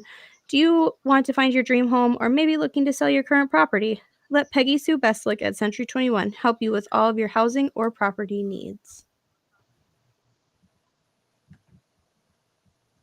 All right there. So let's talk Bucks. Let's talk Bucks real fast there. I know Kyle, he's on here tonight. We got to talk a little NBA there. So the Bucks got the win against the Nets. And I got to tell you right now, I'm feeling good. I'm feeling good about this Bucks team again. Start of the season, I was like, I don't know what to think. And then I was listening over on the Bill Michaels show. And I can't remember who the heck he was talking to, and I'd hate to quote him if I don't know his name, but he said that the vibes in the locker room right now, this was with 2 wins on the season. He said the vibes in the locker room right now are better than last year when they were winning games. And I was like, how the heck is that possible? And it's just because they believe in Doc. They bought in. They believe in the system. They believe what they're doing. They knew they could turn it around. Right now, they're proving it to us. And I know the Nets are just the Nets. They're 10-14 now. They're not a great team. But, I mean, Dennis Schroeder was on a burner today, 34 points. He was balling out. Cam Thomas there, he was doing his thing for the Nets, too. He was knocking down some big shots. I would say, okay, so Kyle, I'm going to flip it to you here. I mean, just talking about the Bucks as of late here. But Chris Middleton coming back. I watched him on an out-of-bounds play. He's going to inbound the basketball, and he's out there, and he's telling everybody where to go. Like, he's positioning everybody. He's like the dad out there, right? He's telling, like, you go over there, and you go over there, and you go over here. And he got Giannis a great, it was like 2 seconds left on the shot clock, got Giannis a great shot coming in, shot a little pull-up jumper, banged it home. And if he missed, whatever. But I saw something in that. I was like, Chris Middleton being back brings this kind of glue back into it, right? The pieces are finally there. The puzzle is finally starting to complete itself.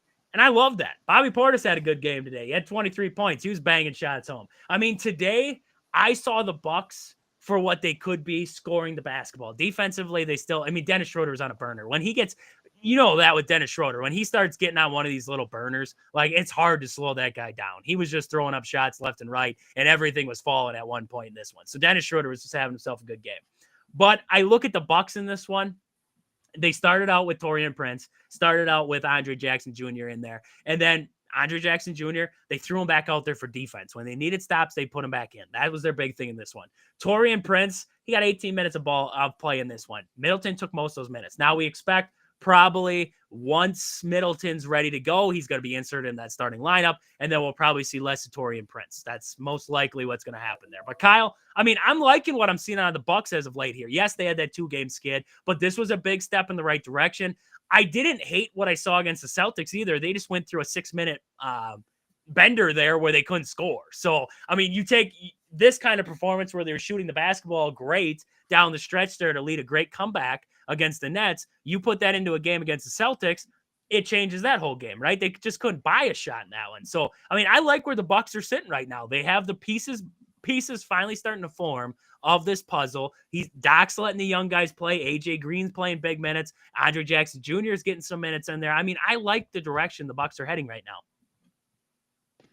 Yeah, I mean, I agree that they are playing better now than they were earlier in the season. I do think with Middleton, he's a guy who's been there, done that.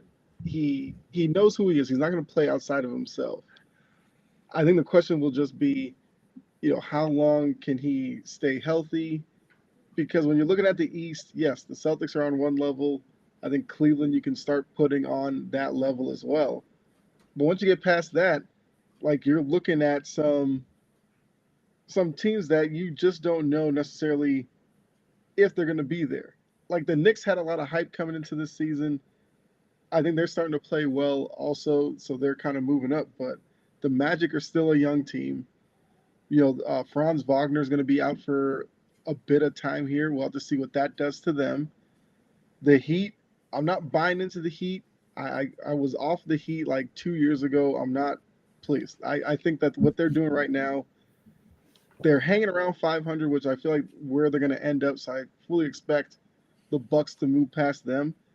And I think if you're the Bucks and you look at this and you get to June, if you're a 3, 4, 5 seed in the East, I think you take that. Because like I said, when we're looking at some of these teams, we don't know how they're going to perform in the playoffs. At least with Milwaukee, I know you have Giannis. We all know who Giannis is. You have Dame, who can be a little inconsistent, but you kind of know who Dame is. Like Dame is going to be a guy who's going to shoot from the perimeter. He'll do that for you. With Middleton gives you that middle ground. Giannis likes to get to the rim. Dame hangs around the perimeter. Middleton kind of plays within that mid-range, which is a bit of a lost art in the NBA, but Middleton's really good at it. I think where some Bucks fans will have to kind of reserve themselves is the guy who was the two-way player of a few years ago, not that. What he gives you offensively, he'll most likely give up defensively on a lot of nights against certain players. Certain wing players he'll be able to hold his own against. Some it's going to be a struggle for him. I think Bucks fans have to be okay with that. I think Doc's going to have to get creative defensively against certain teams because of Middleton. Because same thing we went through with Clay. Clay was a great two-way player until he kind of wasn't. Like Middleton's kind of that. So I get why you would be encouraged by what Milwaukee's doing right now. I think it is good that they're buying into Doc's system.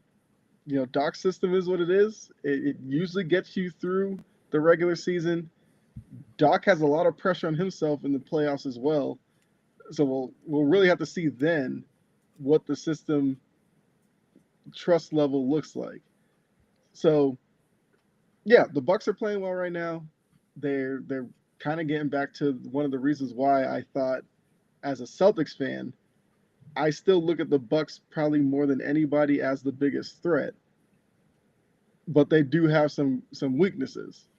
I still don't like necessarily their athleticism on the team, where you're dealing with Brook Lopez, Bobby Portis, Middleton, even Dame, because Dame is not a great, defender. I do worry some nights if they'll be able to score enough to hang with certain teams. But you got Giannis. I'm gonna keep saying it. You got a shot in my book. So as long as he's healthy, I'll keep Milwaukee kind of in the back of my mind as a team that could cause a lot of problems in the East. Yeah, no, I would. You know what? What I am most encouraged about is now with Middleton back, you don't have to rely on Dame to be the guy every single night.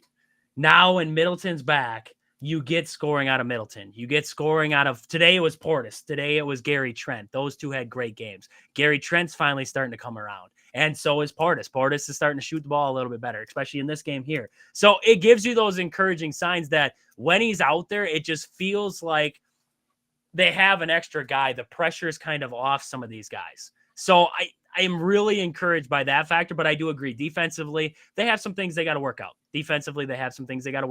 And I think that's a big bonus to what they have in Andre Jackson Jr. because he's kind of that guy where they just throw him out there when they need a stop, right? They're going to bank on the offense to be able to get them to a point. And then they're like, okay, Tatum's hot tonight. Jackson, go get him, right? And, or Jaylen Brown, they're like, go get him. One of those kinds of things there. So I like where the Bucks are at. I would agree. Like I said, the defense is going to be the biggest question mark moving forward, but we'll see. I mean, we'll see what they do here, but offensively, I like where the Bucks are kind of trending towards right now here. They're going to have their tests coming up, so we'll see kind of where this Bucks team is sitting on the backside of that. But a big win today against the Nets, a comeback win, which is always exciting, right? It gives you a lot of hope too, is when you have, a team that can go down 10 plus points and be able to find their way back into this game and win it there. And like I said, I mean, this Nets team, Dennis Schroeder was on a burner today. He couldn't miss. He was knocking down shots all over the place, just chucking it up there. Cam Thomas hit a couple of big shots against them there, and the Bucks had the answer. They had the answer multiple different times in this one. So they have the Magic coming up next. That'll be, I believe, if I'm not mistaken, on the 10th. So that'll be on Tuesday there. They'll have the Magic a 6 o'clock start for that one on TNT. So we'll see what the Bucks do in that matchup against the Magic there. But that's enough about the Bucks. Bucks, they're the Bucks. They're getting wins. They're back above 500. We're feeling good. We're feeling better about the direction of this team. Now let's see, can they keep improving, right? Can they keep improving as we go on here? So let's look a little bit at the NFL for the day here. We're getting towards the end of the show. Let's look into the NFL, see some of the scores from the day. Some pretty interesting, some good games all the way around there. The Chiefs and Chargers are on right now, 6-0. The Chiefs have the lead over the Chargers. We'll start out at the top here. We see the Jaguars get the win over the Titans 10-6. We see the Jets lose to the Dolphins there. Aaron Rodgers leads a game, a drive to set up the game, the go-ahead field goal, right? I mean, he did what he had to do. And then his defense lets him down. They allow the Dolphins to walk down the field and kick a field goal right back at him there. So, I mean, either one of those games kind of stick out to you guys? Yeah, I mean, you touch on the Jags game first there, right? That 10-6 game. I mean, I don't know what the over/under was on that, but man, I mean, you talk that feels like a Chicago Bears 85 game, 10-6. I mean, not a barn burner by any means. I mean, Trajan, I think you and I both picked the Titans in this one. Of course, we're Jags both win. 0-1 to start. We're both 0-1 to start. The Jags are my kryptonite when it comes to any type of betting or wagering or just every time I think they're going to win, they lose. Every time I think they're going to lose, they win. But I mean, it's a wash season. Mac Jones doesn't play good, and they still win. I don't know what that tells you. I think Jory unfortunately left the chat. It seems like at this point, but her Titans, man, that's a rough one. I mean, that's a game where you think it's winnable. I mean, they both dropped to 3-10. Just a rough season for both of them. Honestly, at this point, you just look towards the NFL draft and just kind of get this season over and done with. That Dolphins game, I mean, typical Jets, right? No matter what they do, it's not enough. And, you talk about the Aaron Rodgers, puts them in position to win, and then their defense, of course, their defense lets them down. I mean, he went over 300 yards, so I guess you tip your cap to him. Then maybe his documentary coming out, motivated him to kind of do something for once on a Sunday. But yeah, the Jets find a way to lose another one. So just like I kind of said about the Titans and Jags. I mean, if you're a Jets fan, I mean, Super Bowl was the hope. Now it's can the season end now? Like they just want the season to be over. So I just want the documentary to come out. I just want to see Enigma. That is what I'm waiting for here. Aaron Rodgers, the story of why he is a mysterious man. That's what I'm waiting for. I'm not gonna watch it. I don't care about Aaron Rodgers. Oh, you gotta watch it, Kyle. the radicalness of it. The radicalness of it. Look, if this leads to him retiring and leaving, good. I feel like what he's doing, it's like if you were a team next year and Aaron Rodgers was out there because the Jets were like, we're done with you. Who's knocking down his door to bring in all of his drama, to bring in all of his requests? Because obviously, if he goes somewhere else next year, he's going to be like, hey, Alan Lazard, bring him here. Devontae Adams, bring him here. It's going to be like, well, we don't want to become what the Jets were last year. Like, can't you just go off and just film more stuff, or just go live in your cave for forever at this point? Like, this year has been so bad that he needs to hang it up. Like, this is like Peyton Manning, Denver level, where you knew with Peyton when he was done, like he was done. I think that's what Aaron Rodgers is right now. I mean, I guess it's fine that the Dolphins got a win there, but I'm not impressed by either team. Like the Dolphins, this is a season where the Dolphins are supposed to be kind of supposed to be legit. They were supposed to win this AFC East off of last season, and they look like a complete mess. I think the whole aura behind Mike McDaniel gone.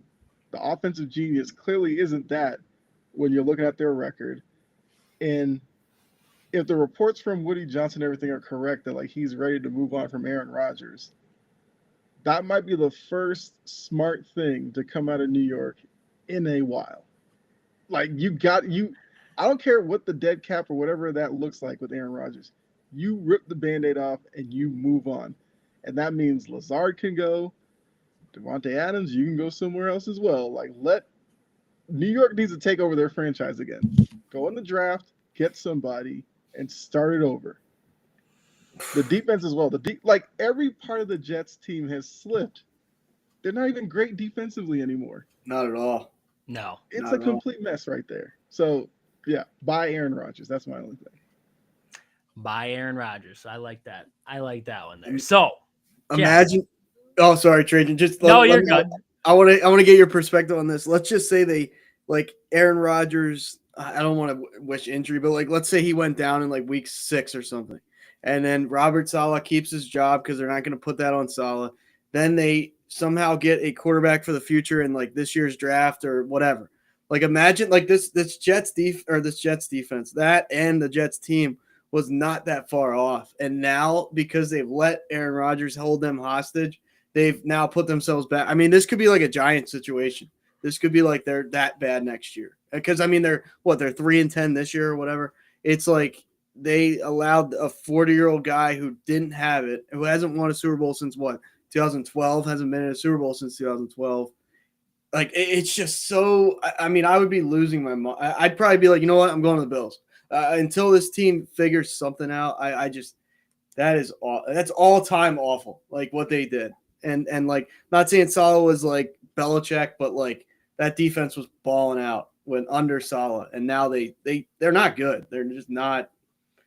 I don't know. What do you think, Trey? Like if they just let Saleh ride it out, would they be in a better position? I have to think they would be. Like I think so. I 100% think so. I think Saleh leaving was a big part of the defense starting to fall apart too.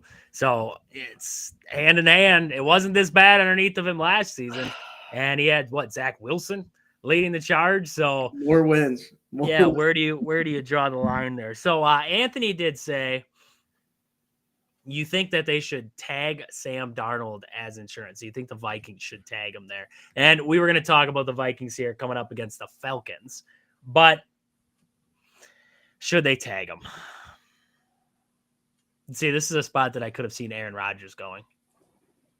This is one of those spots. Sam Darnold's going to get a payday next season. I really do think, and it's sad to say, but I think he's going to get a payday next season.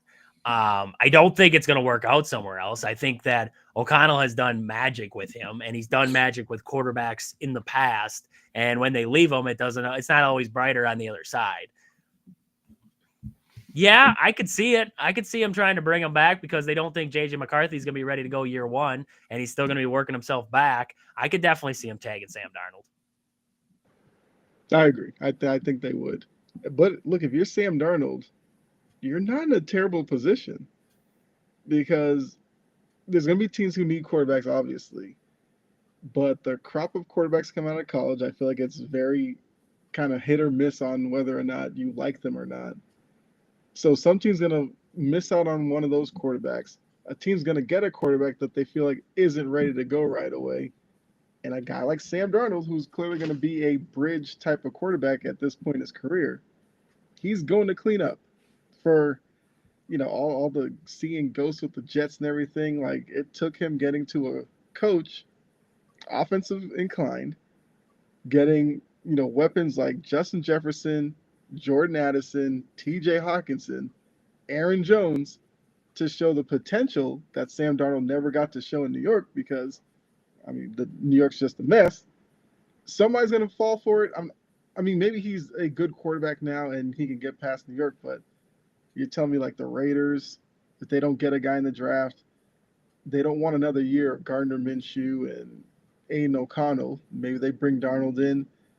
If you're the Jags and you're looking at Trevor Lawrence potentially getting hurt, would you take Sam Darnold over like a Mac Jones? I don't think Jackson would be involved, but it's just like if you're the Rams and you're looking at Matt Stafford's getting towards the end, is Darnold a guy you bring in to maybe make a transition there?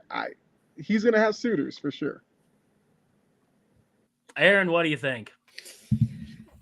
That's like what's to tag him would be what over 30 million probably like around. That's I don't know the tag like estimate on the money side of it. I don't how I feel about it. To his credit, he's playing well, right? He is playing well. Like today was kind of I don't know. Do you take today as like a battle of the two like the lesser evils? It's like I know Kyle is a big Kirk Cousins guy, but this Kirk Cousins is rough. Not very good. He was never the guy who was going to win you the big game. Now it's like he clearly can't win almost any game. So that's a problem. But if you're the Vikings, I don't know. They're 11-2, which is great. Like it doesn't feel real, but he balled out today. He did ball out today against a decent defense. They're not amazing, but they're not bad. I guess I'd have to see the number. I wouldn't personally give him over 25 million because I don't know. He might be worth. You're not going to franchise tag him then. It's projected to be 41 million, the franchise tag. Yeah, see, that's I couldn't do it because I know come the playoffs, I maybe I'm wrong that he's not going to implode in the regular season. He's going to implode in the play. I would put my life savings on the fact he'll throw 3 picks in a playoff game and cost them the playoffs. I just don't have that trust in him. But I guess where else do you go, right? Do you sign a free agent? Do you do like a Josh Dobbs situation where it's like, like a Jameis Winston, right? I could see them bringing in Jameis Winston until McCarthy's ready. Winston's been around the block more than Darnold. He has that experience. Maybe he could mentor him better. I don't know. I think Sam Darnold's a smart football guy. It's just I've always doubted the ability, but he's played well enough this year. I don't know that the money part of it's where I go back to like I would never want to give Sam Darnold 40 million, but I guess 40 million is no longer like holy crap money like how it used to be. I wouldn't, but I can see why they would. But I would be sick if I was a Vikings fan. They did, but that's me. Yeah, no, I could see that one there. So let's get on with it here. Saints and Giants, 14-11 there. The Saints just snuck out the win. The Giants missed the field goal late that one to tie it. So Giants being Giants. That's about all we can say there. Eagles squeak out the win against the Panthers. Bryce Young and the boys came to play today. Wow, in Philly. 22-16 there. Aaron, thoughts coming off of that Eagles game there? Yeah, I only really got to see the highlights there, but that was man, I don't know. I think they took him for granted. Not give Carolina credit. They did what they had to do. I mean, even Chuba Hubbard played pretty well there against them, even against that rush. But I don't know. This was I mean, Jalen Hurts has 108 yards. It's like, okay, I mean, you can lean on Saquon all year, but at some point, like, I want to see Jalen Hurts throw for 300 yards once. You know, it's is that crazy to think about? But a win's a win. Like I said, I think they coming off the Baltimore game, I think they might have been too full of themselves. Carolina's played Kansas City really hard, and then somebody else decent lately. Let me see there. Oh yeah, they lost to the Bucks last week in overtime. So yeah, like I said, a win is a win. If I forget who it was, but if they catch that ball, we might be talking about a totally different thing there. I mean, wide open. I mean, absolutely wide open. But it was legit. I mean, legit. Yeah, I mean, I don't know. Maybe that's a more positive for the Panthers. They're at least trending in the right direction, where before it was like, oh my God, this team is one of the worst of all time. So yeah, I mean, like I said, I can be happy they won, but I'm not happy the way they won at all. I mean, they got to fix a lot going forward. Yeah, no, I would agree there. Steelers with the win over the Browns. Jameis Winston, he's fun. He's fun to watch, but man, he throws the ball up there. It's just like, let's just chuck it. And I like it. I mean, he's ballsy. You got to love that, but he just whips the ball around for fun there. Buccaneers with the win over the Raiders. Seahawks get the big win over the Cardinals there in division. Rams with the win over the Bills, 44-42. That was a shootout. I did not expect a shootout. That was a shootout. Bills, 21 points in the fourth quarter to come back in that one. That's wild. 49ers, massive win over the Bears there, 38-13 there. And that kind of wraps up the Sunday slate outside of the Chiefs and the Chargers, who the Chiefs just took a lead on the Chargers, 13-0 there. Aaron, right now, through our picks from last week, we're both 6-4. The game that will decide the winner will be the Chargers and the Chiefs. That'll be the game. I picked the Chargers, you picked the Chiefs. And I'm not starting out too hot right now in the second quarter. Down 13-0. Is Herbert? I saw Herbert's hurt, but is he coming back in? That's the thing. I saw a thing come across. Herbert is always hurt. He is. He takes a beating behind that line. Harbaugh got to fix that. Like, going forward, if they don't address that, they won't get that far. Let's see. On their last drive, Herbert's back out there. We're good. He's scrambling around. He just ran for 7 yards on one of the last drives. He's good. He's fine. He's fine. He's tough. He's a tough cookie to crack there. I mean, so Kyle, any other interesting games you saw coming out of this weekend here? I mean, I feel like a couple of weeks ago I was saying like Seattle might end up winning that division, and it seems like Seattle now wants to be the team to take over in that division. Because look, it looks like the Cardinals are about to fade off a little bit, and I don't know how well Seattle would do in the playoffs, but they'll make a higher seed kind of worry. Because if you get a good Geno Day with DK, Smith, and Jigba, and what the potential they have offensively, like, they could be an interesting team. The Niners, like you said, definitely got a win that they needed. They're hanging in there, and I have a weird feeling that they may factor into the West if the Seahawks slip up here. Because I still think when they were struggling early, like, somebody in this division should have put them way in the distance, and nobody did.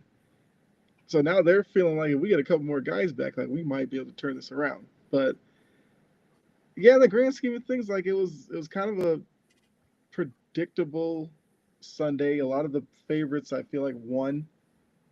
I know Aaron's Eagles you were talking about. I just think for Carolina, like, if you're a Panthers fan, you're looking at this like, we actually look competent. That's not something they could have said early in the year or last year. That's actually progress when coming out of Charlotte, that they look confident. Yeah, no, I would agree with that. I would agree with that 100%. So, Aaron, anything you saw interesting-wise, NFL-wise, coming out of the weekend? Not really. Not the most explosive of matchups, or intriguing, I should say. I think man, I don't know if it's Antonio Pierce's fault whatsoever, but I mean, if the Raiders, like we talked about this, like I think the last show, if they don't nail their next head coach, like they are just a poverty franchise. Because man, it's bad. I mean, it feels like how long have they been this bad now? You know, ever since maybe Derek Carr is. I mean, I know it was only a couple of years ago, but like man, they are hot garbage at this point, and it's just painful. Like that's a team where they left their fan base. I get it, the whole Oakland thing, but then they go to Vegas and just like it feels like they don't matter. You know, it's like that team doesn't matter, and like I feel like they need to. I don't know, Kyle. Maybe your guy Brady will have to coach the team at this point. I mean, it's just getting you use Brady's connection. You bring Mike Vrabel there. Maybe that. All right. I like Vrabes, even though he's a Patriot and Ohio State. Horrible combination for me, but I like Vrabes. I like it. I like the idea there. So I was hoping John would still be in the chat. I haven't heard from John in a while there, but Oregon basketball did lose their first game, so that's exciting. That's exciting That's stuff. Why he left. I know. UCLA got 73-71 win against Oregon there. Finally gave them a loss. That craptastic court that they have out there in Oregon, just a terrible place. That's a terrible place. It's an eyesore. I don't know who else. Like, that is just an eyesore of a court that they have. All them dang trees on there and everything else. Was it in Oregon too? Yeah, it was in Eugene. So we played on that craptastic court with the crappy tree silhouettes on there, and UCLA gets the win. So great stuff. Great stuff all the way around. Oregon may have won in football, but in basketball, they still suck. We're good. All right, boys. Anything else we got to wrap us up for the night here before we end her? No, I mean, good show. I always enjoy coming on here for sure. I'll try to be back some point this week coming up. So there we go. We'll have Kyle back there. Aaron, anything else you got to wrap us up here for the night? I don't think so.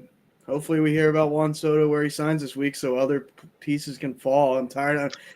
I know I bring it up every week, but I'm just tired. Just get on with it. You know, just make it happen. Teasing me with saying Boston's like really involved in this. Now I'm just like, well, do you want that though, Kyle? What if you don't go out and get anybody else? Like, what if this is you get Soto and they don't get anybody else? I'm not for it. Like, if they're gonna spend that's what I'm saying. Soto, then just blow through the luxury, get a top line pitcher.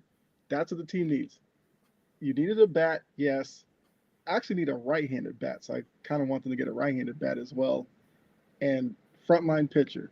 If those are the three things you get, fine. If it's just Soto, I mean, sure, the offense might be whatever, but that pitching staff still would worry me. So there's got to be more to it. Are you at all upset about the Tyler O'Neill going to the Orioles? That was kind of a weird one. That means Santander's not coming back. He had a good year last year, but I'm not worried about that. Gary Santander's out the door now. Gary Sanchez to the Orioles too. Loading up the big bats. That's all they're doing. Willie Adames to the Giants too. Willie Adames to the Giants. That was a big right-handed bat that the Red Sox were kind of in on looking at, and now he's off the market. They wait too long. You piddle your fingers too much, and the Giants even swoop in and take a guy. Well, the problem is you don't want to go crazy and then have Soto go, hey, we're willing to sign with you, and then you're like, crap, it's a lot of money we're committing. Like, they want to know about Soto first, and then they can look, because there's still people out there. Like, Fried is out there. Burns hasn't signed anywhere. Has Teoscar signed anywhere yet? No. I don't think so, no. And I think the Red Sox are in on Teoscar, and I think Teoscar likes Fenway. So there's a chance they may go after him. Kyle, and there's still that Bregman stuff out there too. I'll give you like a weird hot take though. I don't think the Red Sox get Soto. I think they get Santander from the Orioles though. Because no one's talking about him. Take that. Nobody's really like that Tyler O'Neill signing told me that they're not bringing back Santander. There's no way they bring in both. Like, that's not gonna. And I mean, 30 home runs a year guaranteed. Guys he hits bombs, and I don't know. I would be fine. I would be fine if you went like Santander, if you got Fried or Burns, and I feel like if you get Santander, you're probably not going to get Teoscar. But One of them I'm, two. I'm One of actually, them two. I would be okay with that. If you had Teoscar, Santander, and Burns or Freed, I'm happy with the offseason. I think they get one of those two hitters. I don't know. Maybe not both, but maybe. I mean, you never know. The Mets will swoop in and get somebody. Mets are going to get somebody. It's The just a Mets have to matter get somebody out of this. Yeah. Yes. And if they don't get Juan Soto, they got a lot of money to spend everywhere else. Bregman. Mhm. I mean, Pete Alonso comes Bregman, back, maybe. Burns, Max Fried, they could just unload the whole market. The Mets Yeah. could just do it with what they would save off Juan Soto. They could just unload it all. So one last question before we wrap it up. Anthony does say, Coach of the Year, who gets it, Denver or Pittsburgh? So Sean Payton or Mike Tomlin, who would be your Coach of the Year at this moment between those two guys? That's a tough one. I might go Tomlin. What Pittsburgh's doing right now, I mean, yes, Denver was a surprise as well, but if you were going to tell me that Pittsburgh was going to be, 10, 11, 12 wins, I'd be like, you're crazy. I was expecting them to have like a year like last year where they're hovering around 500. They go on like a late run to get above 500 and 9-8 type of thing, so Tomlin keeps his streak. But now they look like a legit contender. They're the better team of the two. I'd go Mike Tomlin. All right, Mike Tomlin. Aaron, what do you got? Yeah, I gotta go opposite side only because I think Pittsburgh had good defense coming into this year, and they were kind of missing a quarterback. Pickett just wasn't the guy. So and Russ Wilson, like he played decent in Denver last, the last season he was there. It's just the teams like they just couldn't win. I don't know what that was, but his stats were like nice. I mean, he was playing good. So I'll give as much as I cannot stand Sean Payton. Can't after that Bounty Gate stuff. Can't. But it's Bo Nix, rookie quarterback. The defense still sucks, but I mean they're winning games. I mean it doesn't suck, but it's not great, right? And I just feel like this was kind of like the Texans of last year. Maybe not to that level, but with Stroud and the boys there. But like rookie quarterback, coach. It's not this is their first kind of iteration in the NFL together. Like I just feel like slight edge to Sean Payton, but I mean obviously what the Steelers are doing, both sides of the ball. I mean. I'd much rather see Pittsburgh have success than Denver any day. All right, there we go. I like that. So nothing else to wrap us up here for the night? No, nothing across the board there. So fantastic show tonight here. We hope everybody has a fantastic rest of their night, but we will be back on Wednesday. We'll be talking about the Badgers-Illinois game because that's happening on Tuesday night. We'll recap that game on Tuesday there. We'll look ahead, see what's in front of the Badgers after, hopefully, we're talking about a win there. We got to be talking about the Packers. Didn't talk much about the Packers tonight. Got to be looking at the Packers here Wednesday on the show. Maybe a little Bucks talk. Get into us. Maybe Badger football. See what happens in the transfer portal. And then we'll see where the day takes us because you never know what's going to happen here on the show. So with that, for Aaron, Kyle, and myself, this has been Wisconsin Sports on the Go with Trage. Thank you all for tuning in. We'll catch you guys back here on Wednesday